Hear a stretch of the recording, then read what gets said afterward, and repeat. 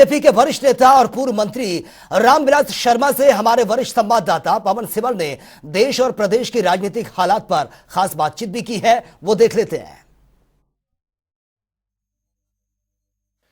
BJP के वरिष्ठ नेता और पूर्व मंत्री रामविलास शर्मा इस वक्त मेरे साथ हैं। प्रदेश की जो राजनीतिक इस वक्त की परिस्थितियां हैं उन पर और साथ ही 2024 के मिशन में जो भाजपा जुटी हुई है उन जैसे तमाम मुद्दों पर बातचीत रामविलास शर्मा से करेंगे। सर, राजनीतिक तौर पर आपका लंबा अनुभव है। इस वक्त 2024 के मिशन में भारतीय जनता पार्टी जो है वो देश भर में जुटी हुई है। हरियाणा भाजपा ने भी इसके लिए कमर कसी हुई है। आप हरियाणा भाजपा की जो वर्किंग है 2024 को लेकर, चाहे मुख्यमंत्री के जन संवाद कार्यक्रम है या फिर पार्टी के संगठन के जो आपके कार्यक्रम है, उनको किस नज़र से देखते हैं और क्या कहेंगे 2024 को लेकर, आपका क्या आंकलन है? 2024 में पवन जी, भारतीय जनता पार्टी आज देश की दुनिया की सबसे बड़ी पार्टी है और पार्टी की जो खासियत है ये कार्यकर्ता की पार्टी है। हम जनता जनार्दन में काम करते हैं परंतु कार्यकर्ता आधारित पार्टी है हमारी जो कार्य पद्धति है वो स्वर्गीय डॉक्टर श्यामा प्रसाद मुखर्जी ने 52 में पंडित जवाहरलाल नेहरू की सरकार में वो उद्योग मंत्री होते हुए और उन्होंने वहाँ से त्यागपत्र देकर जम्मू कश्मीर बिना परमिट के गए थे। वो गिरफ्तार हुए और 23 जून 1953 को उनकी डेड बॉडी आई कठुआ जेल से। तब से लेके फिर पंडित दीनदयाल उपाध्याय जनसंघ के राष्ट्रीय अध्यक्ष हुए। 11 फरवरी 1968 को उनकी लाश मुगल सराय रेलवे स्टेशन पर 3 टुकड़ों में मिली। एक कुर्बानी का इतिहास हमारी पार्टी के नींव में है और आज दुनिया का सबसे लोकप्रिय नेता नरेंद्र भाई मोदी है, भारत का यशस्वी प्रधानमंत्री है।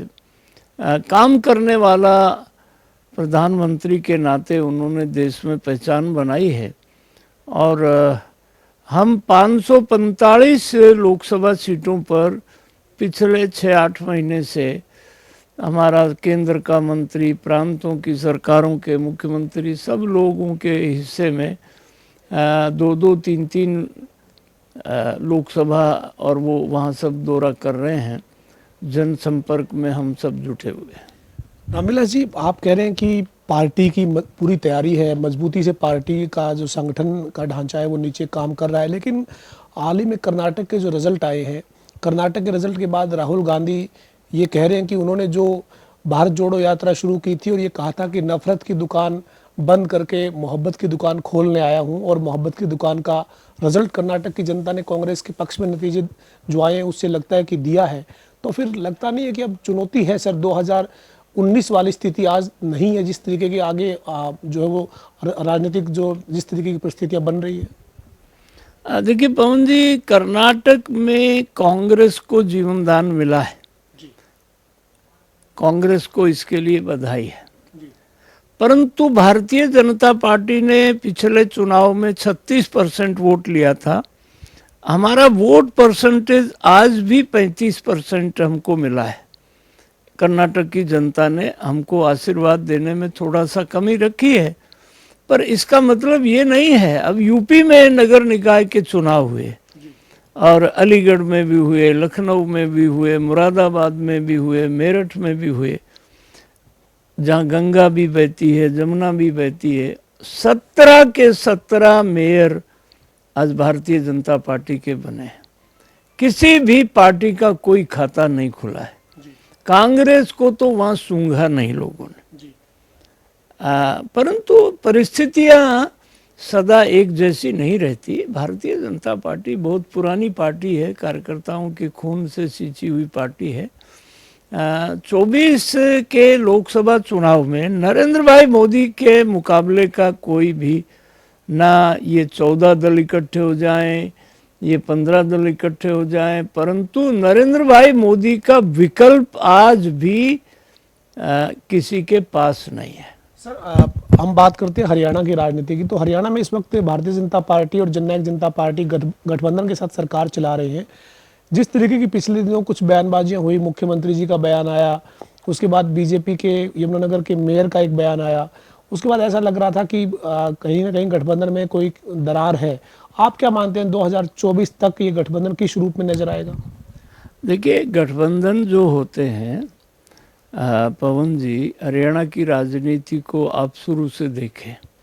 1 नवंबर 1966 को हरियाणा बना था और तब से लेकर के संविध सरकारें बनी 67 में। 67 में राव वीरेंद्र जी, पंडित भगवत दयाल जी के बाद राव वीरेंद्र जी मुख्यमंत्री बने और उसके बाद बार बार चौधरी देवीलाल गांव की ताकत थी, स्वर्गीय डॉक्टर मंगल सेन शहर की ताकत थी। हम 77 में मिले, हम 87 में मिले और हम आज चौधरी देवीलाल का पौत्र है दुष्यंत, आज हम गठबंधन में सरकार चला रहे हैं। तो ये हरियाणा के जमीन की सच्चाई है और भारतीय जनता पार्टी साथ लेकर के चलने में, वाजपेयी जी 24 पार्टी की सरकार को लेके, उसमें बहन ममता बनर्जी भी थी, जयललिता भी थी, ममता भी थी, सब थी सब। और अब गठबंधन है, अब हमारा हजका के साथ गठबंधन था, हमारा चौधरी बंसीलाल की हरियाणा विकास पार्टी के साथ गठबंधन था। हमने गठबंधन को साथ लेके चलना, ये हमारा स्वभाव है। लेकिन अब सर, ये गठबंधन जो वो चुनाव के बाद हुआ गठबंधन है और 2024 के जब लोकसभा के चुनाव होंगे, उसके बाद विधानसभा के चुनाव होने, तो 2024 के चुनाव में आपका क्या आंकलन है? राजनीतिक तौर पर आप भारतीय जनता पार्टी के वरिष्ठ नेता हैं, आपका एक आंकलन भी है, आपको क्या लगता है कि साथ में रहेंगे चुनाव में गठबंधन में या कुछ भी संभावना बनी रहेगी? देखिए, चुनावी गठबंधन आज अच्छा चल रहा है और 24 में मुझे तो कोई कारण लगता नहीं है कि गठबंधन समय और परिस्थितियों के हिसाब से बनता है। एक सोच के, एक राजनीतिक विचारधारा के लोग जो है वो इकट्ठे होते हैं और दुष्यंत चौटाला गांव को रिप्रेजेंट करते हैं। हम भारतीय जनता पार्टी को 14 में हमारी पूर्ण बहुमत की सरकार आई थी, तब हमें गठबंधन की आवश्यकता नहीं थी।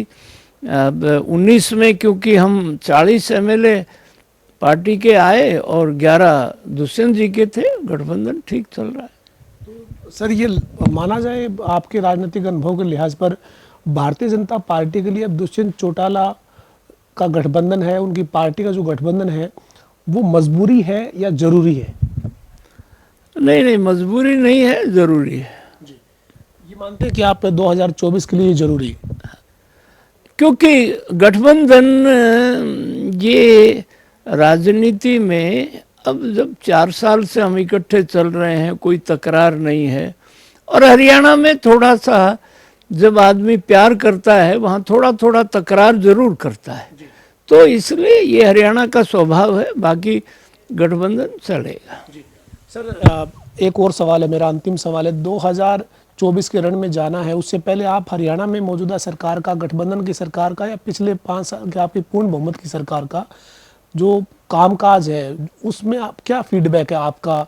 क्योंकि पिछले 5 साल में तो आप कैबिनेट में सीनियर मंत्री थे, अब आप जो वो सरकार में मंत्री नहीं, लेकिन भारतीय जनता पार्टी के वरिष्ठतम नेताओं में से एक आप हरियाणा में है, तो आपका क्या आंकलन है सरकार के कामकाज को लेकर? देखिए, सरकार में पवन जी, मैं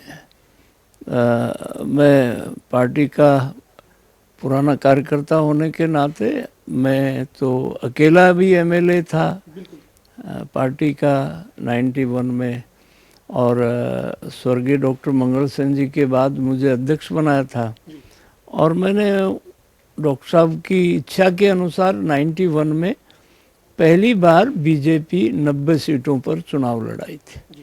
और परंतु जो कॉन्फिडेंस है कार्यकर्ता का, पूर्ण बहुमत की सरकार में कार्यकर्ता थोड़ा सा कॉन्फिडेंस महसूस करता था।